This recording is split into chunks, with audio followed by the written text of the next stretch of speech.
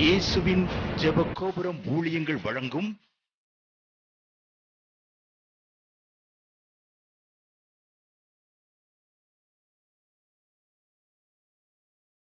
நம்பிக்கையிலே சந்தோஷமாயிருங்கள். ஆயிரம் ஆயிரம் சுத்திரப்படி இயேசுவுக்கு செலுத்திடுவோம். கோடி கோடி நன்றிப்படி தேவாதி தேவனுக்கு செலுத்திடுவோம். ஆயிரம் ஆயிரம் சுத்திரப்படி இயேசுவுக்கு செலுத்திடுவோம்.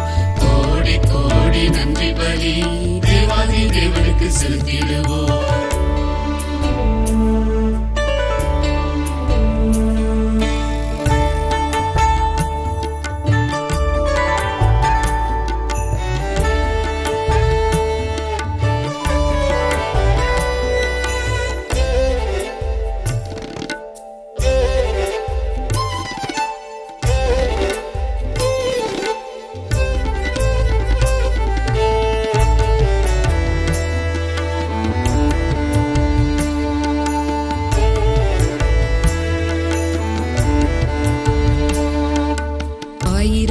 ஆயிரம் அற்புதங்கள் உந்தன் நாமத்தில் நடக்குதையா. ஆயிரம் ஆயிரம் அற்புதங்கள் உந்தன் நாமத்தில் நடக்குதையா. அதிசய தேவன் நீதானையா, அற்புத ராஜாவும் நீதானையா. அதிசய தேவன் நீதானையா, அற்புத ராஜாவும் நீதானையா. ஆயிரம் ஆயிரம் சுத்திரப்படி இயேசுவுக்கு செலுத்திடுவோம். கோடி கோடி நன்றிப்படி தேவாதி தேவனுக்கு செலுத்திடுவோம். ஆயிரம் ஆயிரம் சுத்திரப்படி இயேசுவுக்கு செலுத்திடுவோம். கோடி கோடி நன்றிப்படி தேவாதி தேவனுக்கு செலுத்திடுவோம். இயேசுவின் நாமத்தில் பாவம் போகும், இயேசுவின் நாமத்தில் சாபம் நீங்கும். இயேசுவின் நாமத்தில் பாவம் போகும், இயேசுவின் நாமத்தில் சாபம் நீங்கும். பேய்கள் அனைத்தும் ஓடிடுமே இயேசுவின் வல்ல நாமத்தில். பேய்கள் அனைத்தும் ஓடிடுமே இயேசுவின் வல்ல நாமத்தில். ஒவ்வொரு வாரமும் ஞாயிறு மாலை 6 மணிலேருந்து 6:30 மணிக்கு வரும் ஜாய் டிவியில் ஒரு நம்பிக்கையிலே சந்தோஷமாக இருங்கள் நிகழ்ச்சிக்கு உங்களை அன்போடு வரவேற்கிறேன். ராஜா திருநெல்வேலியிலேருந்து எழுதியிருக்கிறாங்க. அவங்க மனைவிக்கு வெளிநாட்டு விசா கிடைக்கல, கர்ப்பத்தின் கனிக்காகவும் ஜோம் பண்ணி கொண்டிருந்தாங்க. டிவி நிகழ்ச்சியை பார்த்துவிட்டு ஆன்ட்டிக்கு ஃபோன் மூலம் ஜோம் பண்ணும்போது கர்த்தர் ஜெபத்தை கேட்டு விசா கிடைக்கவும் அவங்க மனைவிக்கு கர்ப்பம் தரிக்கவும் ஆண்டவர் கிருபை செய்தார். ஆண்டவருடைய நாமம் மாத்திரம் மகிமைப்படுவதாக. ஆமென். Praise the lord. எல்லாரும் சந்தோஷமாக இருக்கீங்களா? நம்பிக்கையிலே சந்தோஷமாக இருங்க டிவி நிகழ்ச்சிக்கு உங்களை அன்புடன் வரவேற்கிறோம். இப்பொழுதும் ஜெபத்தோடு தயவு செய்து கேட்போமாம். கர்த்தருடைய பரிசுத்த நாமத்துக்கு மகிமை உண்டாகட்டும். இந்த ஜாய் டிவி நிகழ்ச்சிக்கு உங்களை அன்போடு கூட வரவேற்கிறோம். இந்த நம்பிக்கையிலே சந்தோஷமாயிருங்கள் நிகழ்ச்சியை நீங்கள் தொடர்ந்து ஒவ்வொரு ஞாயிறும் மாலை 6 மணிக்கு பார்க்க தவறாதிருங்கள். அது மிகுந்த உங்கள் ஆவிக்குரிய வாழ்க்கைக்கு மிகுந்த புரோஜனமாக இருக்கும். அது மாத்திரமில்ல, உங்கள் சரீர தேவைகளும் நிச்சயம் அது மூலமாக உங்களுக்கு சந்திக்கப்படும். ஏன்னா தேவனுடைய வார்த்தையை நம்ம தியானிக்கிறோம், தேவனுடைய வார்த்தையை நம்ம என்ன செய்கிறோம், விசுவாசிக்கிறோம். ஆகவே நிச்சயமாக கர்த்தர் என்ன செய்வார், நம்மை ஆசீர்வதிக்காமல் விடுவதே இல்லை. பூமியில் சகல ஜாதிகளை பார்க்கில நம்ம நிச்சயமாக ஆசீர்வாதமாக இருப்போம் என்று உபாகமம் 28:1-2 சொல்லுகிறது. இப்பொழுது கூட தேவனுடைய வார்த்தைக்கு நேராக கடந்து செல்வோம். சங்கீதம் 62:5 தாவீது ராஜா இப்படி சொல்லுகிறார், என் ஆத்துமாவே தேவனையே நோக்கி அமர்ந்திரு. தன்னுடைய ஆத்துமாவை பார்த்து அவர் பேசுகிறார். 43 சங்கீதத்துக்கு போங்க, அதுலேயும் அப்படி தான் பேசுவார். 45 படித்து பாருங்க. இப்போ இன்னைக்கு ஊழியம் செய்கிறவர்களும் சரி, விசுவாசிகளும் சரி, தன் ஆத்மாவோடு பேசுறதுக்கு டைம் கொடுப்பதில்லை. இஷ்டத்துக்கு ஆத்மாவை என்ன செய்கிறோம், தவிக்க விட்டுறோம். அளவாயுது ஆத்மா. ஒரு பிரச்சனை வந்துட்டாலோ, ஒரு வியாதி வந்துட்டாலோ, ஒரு கஷ்டம் வந்துட்டாலோ இந்த ஆத்மா என்ன செய்து பதறுகிறது. யார் உதவியாவது நாடி என்னமாவது ஒரு ஆலோசனை கேட்கணும். எங்கே போனால் என் பிள்ளைக்கு சுகம் கிடைக்கும், எந்த இடத்துக்கு போனால் மாப்பிள்ளை அமையும், எங்கே போனால் வேலை கிடைக்கும், எந்த தொழில் செஞ்சால் இன்னைக்கு நல்லா இருக்கும், யாரை பார்ட்னராக போடுவது, எங்கே போவது, இதெல்லாம் பாருங்கள். நம்பிக்கையற்ற உலகத்தில் நம்ம வாழ்ந்து கொண்டு இருக்கிறோம். ஆனால் நீங்கள் நானும் ஒன்று கற்றுக்கொள்ள வேண்டும். இங்கே தாவீது ராஜா வாகிய சங்கீதக்காரன் சொல்லுகிறார், என் ஆத்துமாவே, ஓ ஆத்துமா இல்ல, தன் மனைவி ஆத்துமா இல்ல, பிள்ளை ஆத்துமா இல்ல, என் ஆத்துமாவே நீ யாரை நோக்கி அமர்ந்துரு? கர்த்தரை நோக்கி அமர்ந்துரு. நான் நம்புவது அவராலே வரும். ஆத்துமா பார்த்து நமக்கு பேசுகிற பழக்கம் உண்டா? நானே எங்கள் கணவருக்கு ஆஸ்பத்திரியில் வைத்திருக்கும்போது யார்கிட்டையாவது ஜெபம் பண்ணுவோமா அப்படின்னு எனக்கு தோணும். என் ஆத்துமா சரி நம்ம ப்ரேயர் பண்ணிகிட்டே இருக்கோம், ஒன்றும் சக்ஸஸ் ஆக மாட்டேங்குதே, இன்னும் செய்வது, சரி யாராவது தீர்க்கதரிசிட்ட ஏதாவது ஆலோசனை கேட்கலாமா? ஆண்டவர் தான் தீர்க்கதரிசி இல்லையா? ஆனாலும் நம்ம பிரச்சனை நேரம் நம்ம ஆத்துமா என்ன செய்யுது? அப்படியே தவிக்குது, மாடப்புறா போல் என்ன செய்து தவித்து கொண்டு இருக்கிறது, கலங்குகிறது. ஆனால் அப்பொழுதுதான் நாம் செய்ய வேண்டிய, அந்த சங்கீதக்காரன் கூறுவது போல நாம் செய்ய வேண்டிய காரியம், என் ஆத்துமாவே ஏன் நீ கலங்குற, ஏன் திகைக்கிற, உன் முகத்துக்கு ரட்சிப்பு வரும். 43 சங்கீதத்தை வாசித்து பாருங்க, அவர் சொல்லுகிறார், உன் முகம் வெக்கப்படவே ஆண்டவரே விட மாட்டாரு. இந்த வசனம் எனக்கு ரொம்ப பிடித்தமான ஒரு வசனம். நம்ம ஆத்துமா ஆண்டவரை நோக்கி அமர்ந்திருக்கணும், அங்கங்கே ஓடக்கூடாது. கடைசியில் நான் ஆண்டவர்கிட்ட தான் வருவேன். எங்கெங்கே போய் ப்ரேயர் பண்ணாலும் கடைசியில் ஆண்டவர் சமூகத்தில் உட்கார்ந்து அவர் ஒரு வார்த்தை சொன்னால் என்ன ஆகும்? நம்ம ஆத்துமாவுக்கு சமாதானம் கிடைக்கும், சந்தோஷம் கிடைக்கும், ஆறுதல் கிடைக்கும், ஒரு இளைப்பாறுதல் கிடைக்கும். அவன் பாருங்க, எங்கே அவனுக்கு சமஸ்த இஸ்ரவேலும் அவனுக்கு பக்கபலமாக தான் இருக்காங்க இல்லையா? சவுல் தான் எதிரியாக இருந்தான். ஆனாலும் சவுல் ராஜ்யத்தை ஆண்டவர் கலைத்து போட்டு அந்த தாவீதுக்கு என்ன செஞ்சாரு? கொடுத்தார். நீங்களே நானும் பிரச்சனை வரும்போது நம்ம ஆத்துமா ஆண்டவரை நோக்கி அமர்ந்திருக்க வேண்டும். இன்னைக்கு எந்த கடையில் போய் வட்டி வாங்கலாம்? எங்கே இன்னைக்கு ஃபைனான்ஸ் கொடுக்குறாங்க? இன்னைக்கு அநேகர் அதைத்தான் கிறிஸ்தவங்களே சொல்கிறாங்க, லோன் வாங்கினேன் அடைக்க முடியல, லோன் கிடைக்கலன்னு ஜெபம் பண்ணுங்க.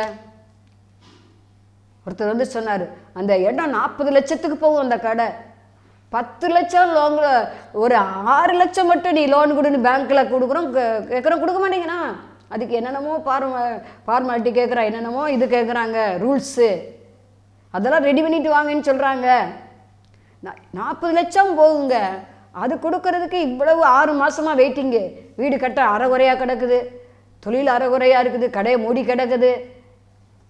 பாருங்க, அவங்க ஆத்துமா ஆண்டவரை நோக்கி அமர்ந்திருக்கவில்லை. நான் நம்புவது கர்த்தராலே வரும். இன்றைக்கு செய்தியுடைய தலைப்பே, நான் நம்புவது கர்த்தராலே வரும். நம்ம ஆண்டவர் மேலே நம்பிக்கை வைத்தால் நிச்சயமாக நாம் வெட்கப்பட்டு போவதே இல்லை. இங்கே நம்ம பார்க்குறோம், அதாவது சங்கீதம் 22:4-5 சொல்லுகிறது, எங்கள் பிதாக்கள் உம்மிடத்தில் நம்பிக்கை வைத்தார்கள், நம்பின அவர்களை நீர் விடுவித்தீர்.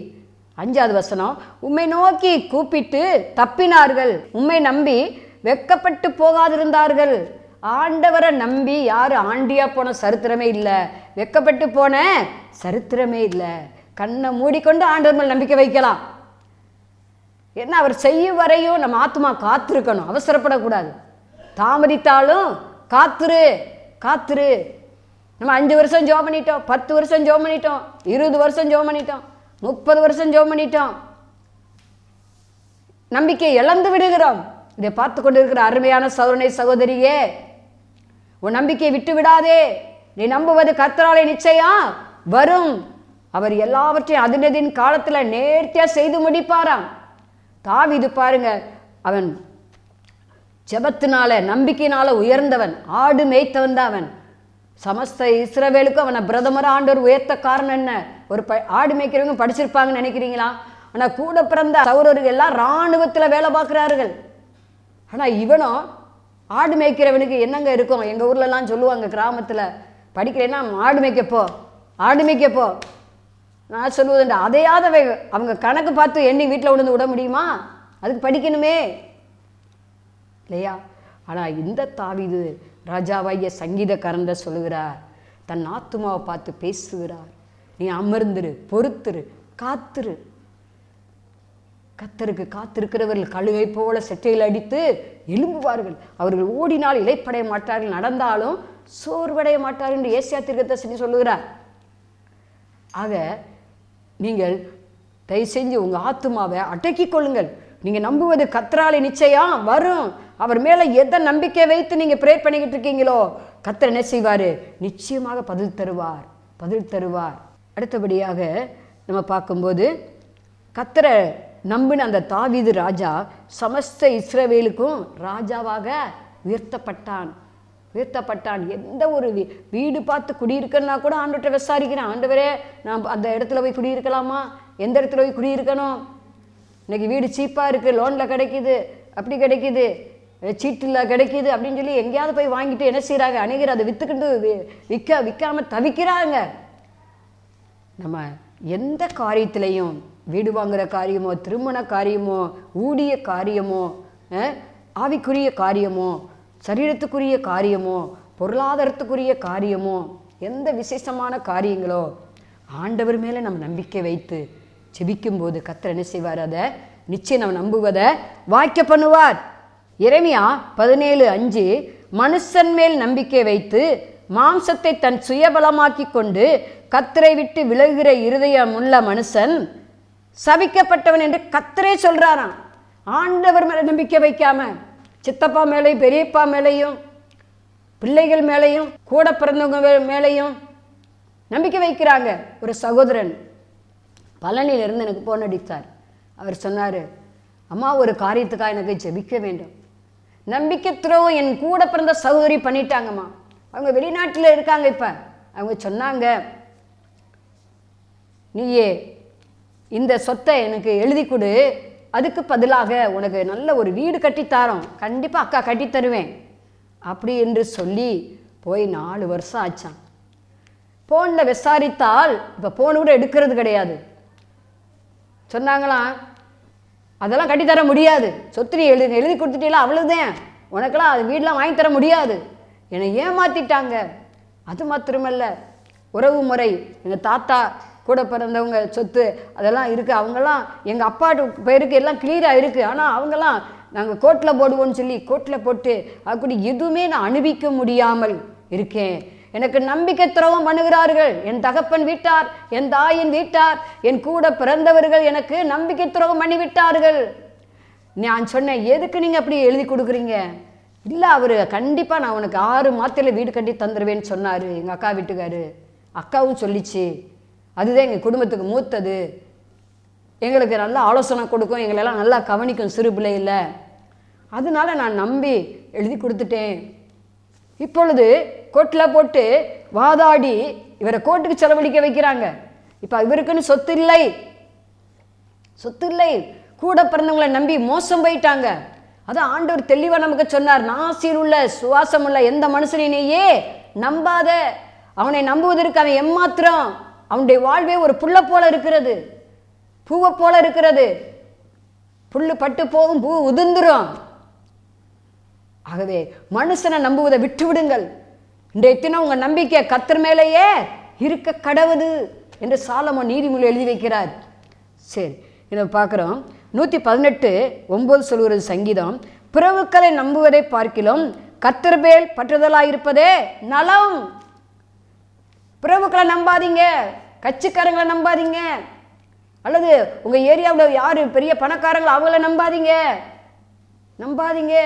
ஒருவேளை உங்களுக்கு நிறைய அதிகாரிகள் சொந்தக்காரங்களாக கூட இருக்கலாம். அநேகர் அப்படி சொல்லுவாங்க, அந்த அதிகாரி எனக்கு சொந்தம், சித்தப்பா மையம் பெரியப்பா மையம் அப்படி இப்படின்னு சொல்லுவாங்க, அந்த எம்எல்ஏ எங்களுக்கு சொந்தம். ஆனால் இங்கே வேதம் என்ன சொல்லுகிறது? 118 சங்கீதம் 9, பிரபுக்களை நம்புவதை பார்க்கிலும் கர்த்தர் மேல பற்றுதலாயிருப்பதே நலம். நம்ம கர்த்தர் மேல பற்றுதல் வைத்து நம்பிக்கை வைத்து விசுவாசிக்கும் போது பிரபுக்கள் ராஜாக்கள்கிட்ட ஆண்டவர் என்ன செய்வார்? தயவிறக்கம் கிடைக்க பண்ணுவார். நெகேமியா மேல தலை மேல கர்த்தருடைய கரை நன்மைக்கு எதுவாக இருந்தது, அதனால தான் அவர் ராஜாட்ட போய் கேட்கறதெல்லாம் அருளப்பட்டது. தானியேல் மேல கர்த்தருடைய கரை இருந்தது. கர்த்தரை நம்புகிறவர்கள் செழிப்பார்கள் என்ற வேதம் சொல்லுகிறது. நீதிமொழி 28-25 நினைக்கிறேன் பார்க்குறோம். கர்த்தரை நம்புகிறவர்களோ செழிப்பார்கள். செழிப்பார்கள். ஆகவே நீங்கள் கர்த்தரை நம்பினா நிச்சயம் நீங்கள் செழிப்பீங்க. மனுஷனை நம்புவதை விட்டு விடுங்கள். அது கூட பிறந்தவங்களாக இருக்கலாம். எனக்கு தெரிஞ்ச ஒரு சகோதரி சொன்னாங்க, கடையாவர வைக்கிறேன்னு என்னுடைய நகையெல்லாம் ஒவ்வொன்றா எங்கள் வீட்டுக்காரர் தொலைச்சிட்டாரு. இப்போ வெறுந்தா கயறுதே இருக்குது பாருங்கள். ஒரு காப்பவனு 1 கிராமில் கூட எனக்கு தாலி இல்லை. எல்லாவற்றையும் இழந்து புருஷனை நம்பி எல்லாம் கொடுத்தேன், எல்லாம் போய்விட்டது. நான் சொன்னேன், என்ன செஞ்சார்? குடிச்சே என்ன செஞ்சிட்டாரு? கடையெல்லாம் வீணாக போச்சு. பார்த்தீங்களா? புருஷனை தான் நம்பினாங்க. ஆனால் நமக்குள்ள ஒரு ஆத்ம மனவாளனாகி ஆண்டவராக இயேசு கிறிஸ்து இருக்கிறார். அந்த மனவாளனை நம்புங்க. அப்புறம் சரீர பிரகாரமான மனவாளனை நம்பிக்கை அடுத்துதான். ஏன்னா அவங்க மனுஷர் தான்.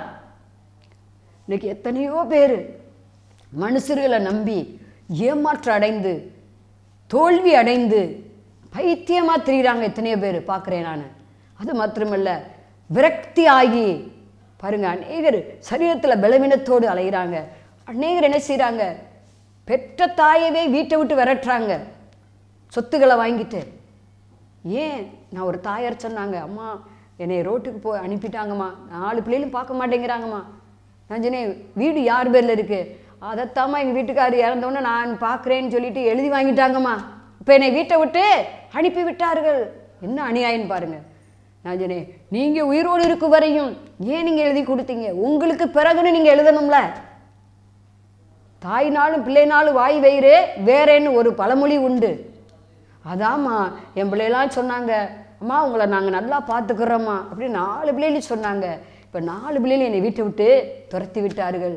ஒரு தாயார் என்கிட்ட இப்படி வந்து அழுதாங்க, என் மகன் உனக்கெல்லாம் சாவு வர மாட்டேங்குதுன்னு இப்படி கேட்குறான். அவங்கள பெற்று வளர்க்கவங்களே நான் என்ன பாடுபட்டேன், நான் சாகன்னு ஜெபம் பண்ணுங்க அப்படின்னு என்கிட்ட அழுவாங்க. அவங்க 4 பிள்ளைங்க. ஆனால் அவங்க என்கிட்ட அநேக முறை அழுதுருக்காங்க. என் மகன் இப்படியே கேட்குறான், உனக்கெல்லாம் ஒரு சாவு வர மாட்டேங்குது, இன்னும் இத்தனை இட்லி சாப்பிட்றிய, இன்னும் நீ நல்லா இருக்கிய.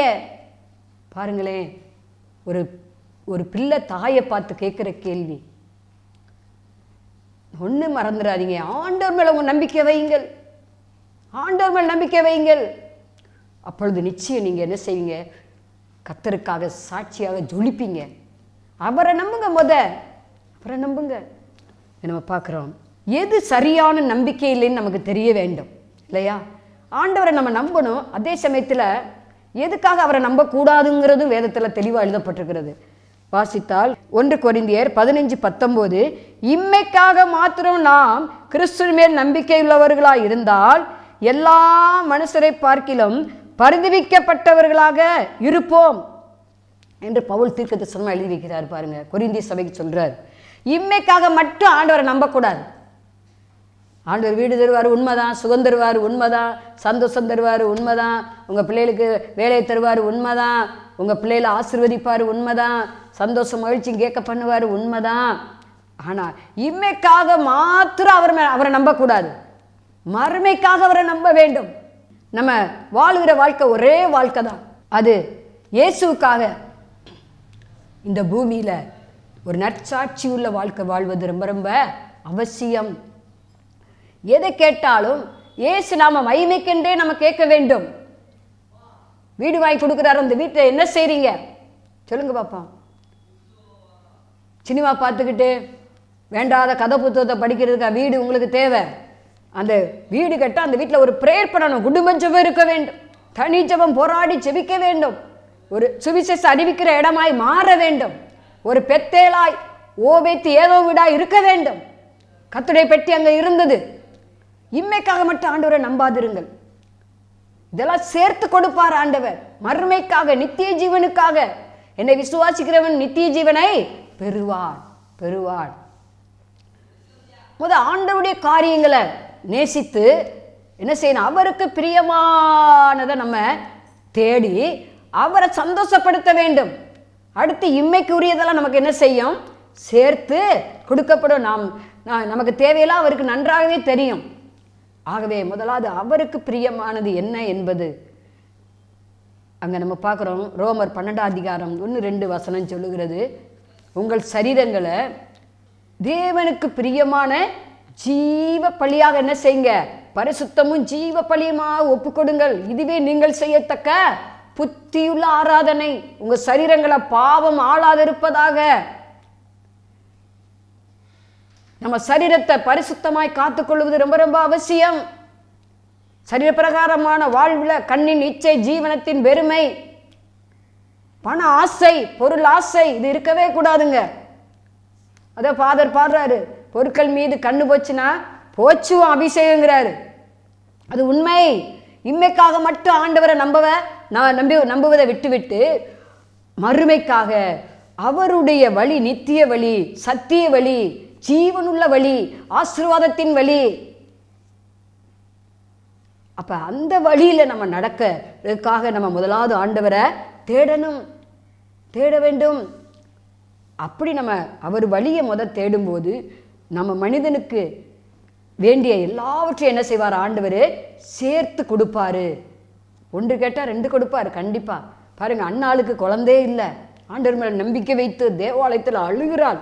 காலையில் இருந்து சாயந்தரம் வரையும் அந்த ஆலயத்தை அடைக்கு வரையிலும் அந்த ஏழி பாஸ்டர் அமர்ந்துகிட்டு இருக்காரு. இவ எப்படா அந்த ஆலயத்தை விட்டு போவா, நம்ம பூட்டிட்டு நம்ம பொண்டாட்டி பிள்ளையை போய் பார்க்கணுமே அப்படின்னு சொல்லி அந்த பாஸ்டர் என்ன பண்றாரு? ஏழி பாஸ்டர் இவ எந்திரிக்கிறாளான்னு பார்த்துக்கிட்டே இருக்காரு அந்த வயதான தகப்பனார். ஆனால் அவள் எந்திரிக்கிற வழி இல்லை. இருதயத்தை ஊற்றுகிறாள், ஆண்டவர் மேல நம்பிக்கை வைத்து ஊற்றுகிறாள். எனக்கு ஒரு குழந்தைய கொடுத்தா, ஒத்த ஆம்பளை பிள்ளையை கொடுங்க ஆண்டவரே, அதை நான் உமக்கே தருவேன். என்ன பொருத்தனைன்னு பாருங்க, அழுது. அந்த பொருத்தனை ஆண்டவர் அங்கீகரித்தாரா? அங்கீகரித்தார். ஆண்டவருக்காக பிள்ளையை கேளுங்க. என் பிள்ளை படிச்சு கலெக்டர் ஆகணும், எனக்கு ஒரு அதுக்கு பிள்ளை வேணும். கலெக்டர் ஆகல தப்பு இல்லை, அதெல்லாம் இம்மைக்குரிய காரியம். நீங்க எவ்வளவுதான் பல கோடி வச்சிருந்தாலும் நீங்க உங்களை பரலோக ராஜ்யம் ஆண்டவர் கொண்டு போவாரா? சொல்லுங்க பார்ப்போம். நீங்க 100 வீடு வச்சிருக்கலாம், அந்த வீடு உங்களை பரலோகத்துக்கு கொண்டு வராது. மரித்தன்னைக்கு எதுவுமே நம்ம கொண்டு போவதில்லை. சரீரத்தை ஒரு ஊழியக்காரர் மரிக்கும்போது சொன்னாராம், என்னை இப்படியே வச்சு கல்லறையில் வைங்க அப்படின்னு. என்னை கையை விரிச்சானைக்கு வைங்க, காரணம் இந்த உலகத்தில் எனக்கு ஒன்றுமே இல்லை, நான் எதையும் கொண்டு வந்ததும் இல்லை, கொண்டு போகிறது இல்லை. அதுதான் உண்மை, அதுதான் உண்மை. இம்மைக்காக மட்டும் ஆண்டவர் மேல் நம்பிக்கை வைக்காதீர்கள் தயவு செஞ்சு. கர்த்தரை நம்புங்க. அவர் ஆசீர்வாதம் நமக்கு போதுமானதாக இருக்கிறது. அவர் மேல் நம்பிக்கை நமக்கு போதுமானதாக இருக்கிறது. மனுஷனை நம்பி ஏமாறக்கூடாது. இன்னொரு வசனம் சொல்லுது, எது நம்பிக்கை இல்லைன்னு, ரோமர் 8:24. அந்த நம்பிக்கையினாலே நாம் ரட்சிக்கப்பட்டிருக்கிறோம். காணப்படுகிறவைகளை நம்புகிறது நம்பிக்கை அல்ல, ஒருவன் தான் காண்கிறதை நம்ப வேண்டுவதென்ன. 25வது வசனம், நாம் காணாததை நம்பினோமானால் அது வருகிறதற்கு பொறுமையோடே காத்திருக்க வேண்டுமா. சரிங்களா? இந்த கண்ணு பார்க்கறது நம்பிக்கை அல்ல, தோமாவா இருக்கக்கூடாது. இந்த கண்ணை பார்த்தா தானே நம்புவேன் ஆண்டவர்னு, இல்லை நம்ப மாட்டேன். இல்லை, காணாதவைகள் இல்லாதவைகளை இருக்கிறவோல அழைக்கிறதேவன் நம்முடைய தேவன். விசுவாசம் என்பது நம்பப்படுகிற உறுதியும் காணப்படாதவைகளில் நிச்சயமா இருக்கிறது. எபிரேயர் 11:1-2 நினைக்கிறேன். அப்ப இங்க நம்ம பார்க்குறோம், அவரை மட்டும் நம்ம நம்பும்போது நிச்சயமாக ஆண்டவர் என்ன செய்வார்? காணாததை நம்புங்க. தென்கொரியாவில் ஒரு அந்த பாலியங்கி ஒரு சாட்சியை நான் கேட்டேன். ஒரு விசுவாசிட்ட, ஒரு உடன்பட்டு எல்லாவற்றையும் இழந்த ஒரு சகோதரி. இந்த சாட்சி கேட்டு கிட்டத்தட்ட 20 வருஷத்துக்கு மேலே ஆச்சு. அவர்கள் அந்த பாஸ்டர்கிட்ட ஜெபிக்கணும்னா பர்மிஷன் வாங்கணுமா, அப்பாயின்மெண்ட் வாங்கணுமா. அவர் அப்படியே விசுவாசத்தை ஜனங்களுக்கு அதிகமாய் போதித்து இல்லாதவையில் இருக்கிற போல அளிக்கிற தேவன். அவங்க குடும்பமாக சாகன்னு நினைக்கிற போது அந்த பாஸ்டர் போய் பார்த்து அவர் மூலம் ஆண்டவர் பேசினாராம். முதல்ல ஆண்டவர் உலகத்தையும் அதில் உள்ளவையிலும் படைச்சிட்டு மனுஷனை படைச்சாரா, இல்லை மனுஷனை படைச்சிட்டு இந்த உலகத்தில் உள்ளதெல்லாம் படைச்சாருன்னு கேட்டாராம். அவங்க சொன்னாங்க, இல்லை, ஆதியிலே வார்த்தை இருந்தது, வார்த்தை தெய்வனாக இருந்தது. ஆதியாம 1 அதிகாரத்தில் அவர் வார்த்தையினாலதான் பூமி உண்டானது, வானம் உண்டானது, எல்லாமே மனுஷனுக்கு தேவையான எல்லாமே உண்டாக்கிட்டு 6வது நாள் தான் என்ன பண்ணாரு ஆண்டவர்? மனிதனை தேவ சாயலாக உண்டாக்கினார்னு சொன்னாங்களாம். அப்போ உனக்கு ஆல்ரெடி அந்த பூமியில் எல்லாமே ஆண்டவர் என்ன செஞ்சிட்டாரு? செஞ்சு வச்சுட்டாரு. நீ தான் என்ன செய்யணும்? விசுவாசித்து சுதந்திரித்து கொள்ளணும். அப்படின்னு சொல்லி அவர் போதித்தாராம். நீ கற்பனை பண்ணு, உனக்கு எவ்வளோ கடன் இருக்குது, அதெல்லாம் இல்லாத மாதிரி நீ நினை. உனக்கு என்னென்ன தேவைகள் இருக்கோ, பிள்ளைகளுடைய தேவை, அதெல்லாம் அது இருக்கிற மாதிரி நினை. அதுதான் நம்பிக்கை. காணாத மேல் நம்பிக்கை வைக்கிறதான் உண்மையான நம்பிக்கை. அது அவங்க தரிசித்து மனக்கண் முன்பாக கொண்டு வந்து நிறுத்தி சோத்திரம் பண்ணி, ஆண்டவரே இந்த கடன் இவ்வளவு 50 லட்சம் கடன்லேருந்து விடுதலை கொடுத்துட்டீங்க ஆண்டவரே, என்ன 50 லட்சத்துக்கு அதிகாரியை மாற்றிட்டீங்க ஆண்டவரே அப்படின்னு சொல்லி அவங்க என்னென்னலாம் அப்படியே கண்முன்ன நிறுத்தி விசுவாசத்தில் நம்பிக்கையோடு அறிக்கையிட்டாங்களோ அதெல்லாம் பெற்றுக்கொண்டார்களாம். இன்றைக்கு அநேகர் அவங்க ஆண்டவர்கள் நடத்துகிறாங்களாம். கடன்பட்டவங்க, உடன்பட்டவங்க, வியாதிப்பட்டவங்க, கைவிடப்பட்டவங்க, தற்கொலைக்கு நேராக போகிறவங்க, இவங்களெல்லாம் ஆண்டவரை பற்றி சொல்லி அந்த காணாத தேவனுக்கு நேராக நடத்துகிறார்கள். அப்போ நீங்கள் நானும் சரி, நாம் நம்புவது கர்த்தராலே வர வேண்டுமானால் நிச்சயமாக என்ன செய்ய வேண்டும்? அவரை மட்டுமே நம்ப வேண்டும். தாழ்த்தி ஜெபம். பரலோக பிதாவே, நாங்கள் மே சோத்திரிக்கிறோம், துதிக்கிறோம். தேவ ஆவியானவர் அசைவாடுவீராக. ரோக்கோ ஷபால் அந்த 29ஆம் தேதி மாலை வேளையில் ஆண்டவரே இந்த ஜாய் டிவியை பார்த்து கொண்டு இருக்கிற ஒவ்வொரு மேலேயும் தேவனுடைய அபிஷேகம் இறங்கட்டும். நம்பிக்கை நங்குரமாகி இயேசுவின் ஆவியானவர் இறங்குவாராக. உர்ராபாலி பாராபாரி பாதி கபாபாலாபார வரி கபபி அக்கல்கோ. அப்பா அப்பா, எந்தெந்த காரியத்துக்கு பிள்ளைகள் உண்மை நம்பி இப்போ ஜெபிக்கிறாங்களோ என்னோடு சேர்ந்து, அவர்கள் நம்புவதெல்லாம் உம்மிடத்திலிருந்து வருவதாக. ரக்காதிக அவர்கள் நம்பிக்கை வீண் போகக்கூடாது ஆண்டவரே. நிச்சயமாய் முடிவு உண்டு, உன் நம்பிக்கை வீண் போகாதுன்னு சொன்னீங்க. நான் நம்புவது கர்த்தராலே வரும் சொல்லி தன் ஆத்மாவை பார்த்து சங்கீதக்காரன் பேசுகிறார். ஒவ்வொருவருடைய ஆத்மாவிலையும் இப்போது நீர் பேசிக்கொண்டு இருப்பதற்கா நன்றி. அல்லேலூயா. மனுஷனை நம்பி ஏமாற்றம் அடைந்தது போதும் ஆண்டவரே. ராக்கா ஷாபால் சிநேகிதரை நம்பி, சொந்த பந்தங்களை நம்பி ஏமாற்றம் அடைந்தது போதும் ஆண்டவரே. இன்றைய தினம் ஒவ்வொருவருடைய இந்த ப்ரோக்ராம் பார்க்குற ஒவ்வொருவருடைய நம்பிக்கை உம்மீது இருக்கட்டும் ஆண்டவரே. ரக்கா தாக்கா பாபா லாபாரா ஓராபாதிக சபலபரவாரி கபாபா. Alleluia alleluia. சந்தோஷத்தை இழந்து தவிக்கிறீங்க, சமாதானத்தை இழந்து குடும்பத்தில் தவிக்கிறீங்க. அலையலோயா. நீங்கள் செய்யாத குற்றத்துக்காக உங்கள் மேலே பழி சுமத்தி அலையலோயா உங்கள் சொந்தக்காரங்களே அலையலோயா இருக்கா ஷபலபரவாதிக்கா உங்களுக்கு விரோதமாக எழும்பியிருக்காங்க. அலையலோயா இருக்காத இந்த காரியத்தில் நீங்கள் கர்த்தரை நம்பி இருக்கீங்க. கர்த்தர் உங்கள் நம்பிக்கை வீண் போகாதுன்னு சொல்லுகிறார். நீங்கள் நம்புவது கர்த்தராலே வரும். நான் சத்துருக்களை சிதறடிப்பேன். நீங்கள் உங்கள் சத்துருக்கள் வாசலை மெய்யாவே சுதந்திரிப்பீர்கள் என்கிறார். ஆசீர்வதியும். இயேசு நாமத்தில் விசுவாசத்தோடு ஜெபிக்கிறேன் ஜீவ நல்ல பிதாவே, ஆமென். தேவ சமூக பாடல்கள் DVD, ACD இந்த பாடல்களை நாங்கள் வெளியிடுகிறோம். அதிசய கல்வாரி ஊழியம் இது தீர்க்க தரிசன ஜெப ஊழியமாக நடைபெறுகிறது. இந்த ஊழியங்களுக்காக ஜெபிக்க, காணிக்கையை அனுப்ப தாங்க மறவாதிருங்கள். ஜெபிக்கிற, கொடுக்கிற, உழைக்கிற உங்கள் ஒவ்வொருவரையும் ஆண்டவர் தாமே ஆபிரகாமை ஆசீர்வதித்தது போல சகல விதத்திலும் உங்களை ஆசீர்வதிப்பாராக. ஆமென். இந்த ஊழியத்தை காணிக்கையால் தாங்குபவர்களின் கவனத்திற்கு கீழ்கண்ட செல்போன் எண்ணிற்கு தொடர்பு கொள்ளவும். செல்போன் எண் 9487177765 மற்றும் 9095328172. எங்கள் முகவரி சிஸ்டர் எலிசபெத் சுந்தர்ராஜன், எண் 27, பொதிகை தெரு, குழந்தைச்சாமி நகர், வண்டியூர், மதுரை 20. போன் நம்பர் 9487177765 9095328172 மற்றும் 9443930850.